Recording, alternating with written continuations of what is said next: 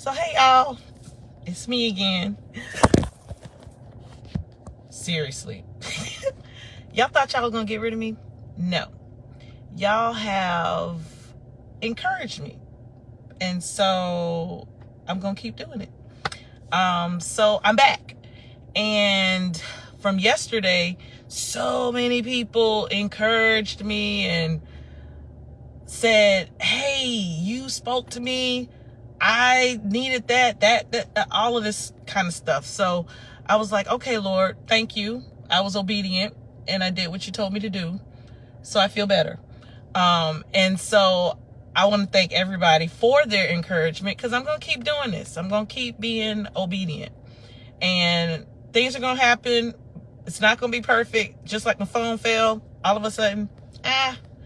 It's going to be okay. I'm learning that. It's going to be okay. You are not perfect, human, and that's okay. That's a word for somebody out there. You are not perfect, and it's going to be okay. All is still well. But I want to encourage everybody again today. Just very quickly, as you see, I'm in the car. I'm in full mommy mode in the car rider line. I didn't even put on earrings. Forgot. Whatever. Guess what? The word is, it's going to be okay. But while sitting in the car rider line, and I was driving here, the Lord was talking to me again. He's always talking to me as I'm driving, which is a good thing. I like that. And as I reminisced and reflected on some of the comments people were leaving from yesterday's live, the Lord just reminded me, you're not alone, and let them know they are not alone in this. So that's our word for today, really, is you are not alone in this. Whatever this is for you, it could look very different from what my this is. I got a lot of this going on. But even in that, God is saying you are not alone. What the enemy likes to do is likes to make us feel like we're isolated, right? Sometimes there are times where we need to be secluded. We need to be in solitude. I mean, we need to just separate ourselves. There are times where we need to do that. Even Jesus had times where he needed to separate himself so that we can hear a word, so that we can be strengthened by a word, whatever the case might be. But to make you feel like you are isolated, you are alone, that's not a good feeling, right? And when that happens, oftentimes the enemy begins to talk in our heads, and he says all of these things that are contrary to what God thinks of us, what he wants us to do. And we start acting on those things, right? And so I just spoke to someone today that said, they had a close person tried to commit suicide. And that we've seen that a lot. I'm telling you, those thoughts have tried to enter my head as well. And it's in those isolated moments when we think we're the only ones going through anything at all. No, like nobody understands what I'm going through and nobody has ever been to.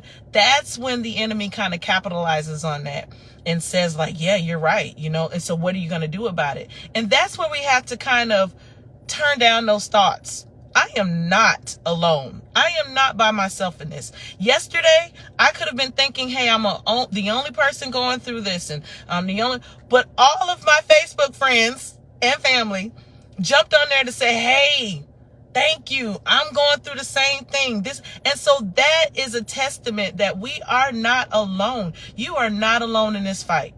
It may feel like it sometimes. It may look like it. You are not alone. If anything, God, our Father, is with us. He said he'll never leave us nor forsake us. So that's what I hold on to, is that I'm not alone. The enemy wants me to think I'm alone, but somebody out there, or even my Heavenly Father, is always with me. And so I can remain encouraged. I don't have to fight alone. Some battles I don't even have to fight. I just need to show up and believe. And so that's a word for somebody. If things get overwhelming, if you start to think, I just can't do this, or nobody understands me, there is somebody. Just pray a prayer. God, send me that somebody, or send that someone to me so that they can speak a word in my life, or just let me know I'm not by myself. And then for us, let's be there for somebody else. You know, let's ask God, show me who I need to be there for. You know, who should I be praying for? Who do I just need to send a text to and say, hey, I'm thinking about you. Hey, how are you doing? You know, pop by, you know, just sit with someone. Who are those people that I need to connect to? Because I don't want anybody else to feel that they're by themselves in this thing. And so if we encourage each other,